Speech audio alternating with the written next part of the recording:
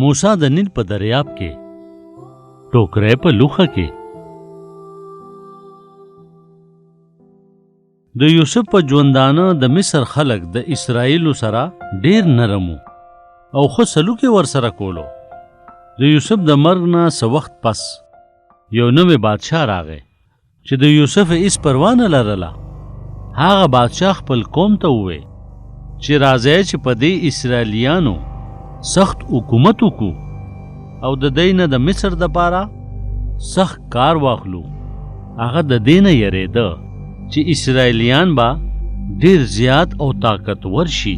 نو هغه حکم وکړ چې د اسرائیلو ټول نوي هلکان ماشومان چې کیږي نومړی یې کې.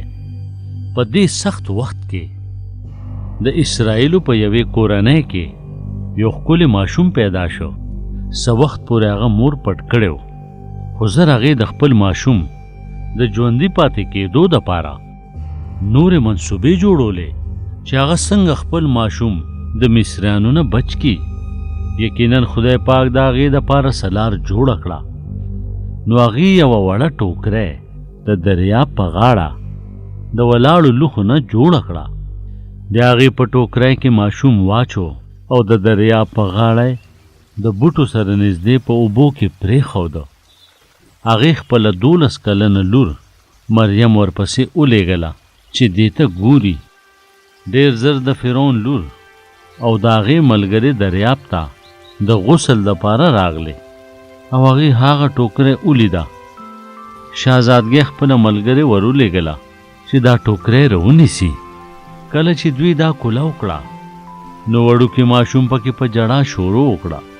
نو شهزادګۍ وویل چې دا د اسرائیلو ماشوم دی او د هغې هغه سره مینه پیدا شوه.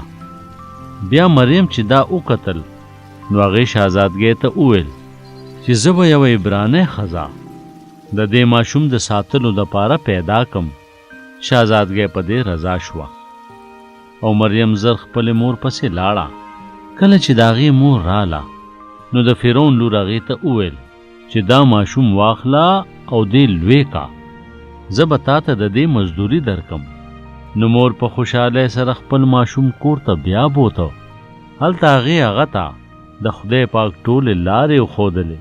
کله چې ماشوم لوی شو نو شهزادګۍ هغه محل کې خپل کور ته راوسته او هغې د هغه نوم موسی کېښوده.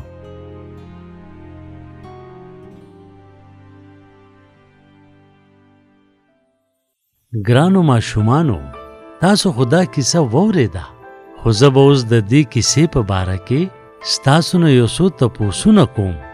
څنګه م خوښه ده او تاسو به د هغې صحیح جوابونه راکوئ. ګرانو ماشومانو، ستاسو نه زما ډومبې تپوس دا دی، د هغه ماشوم نوم څه چې په ټوکری کې پروت و؟ ستاسو نه زما دویم تپوس دا دی، د هغه مور ولې هغه په ټوکری کې واچولو؟ او اوس زه ستاسو نه اخري تپوس کوم، هغه وړوکی ماشوم چا ومونته؟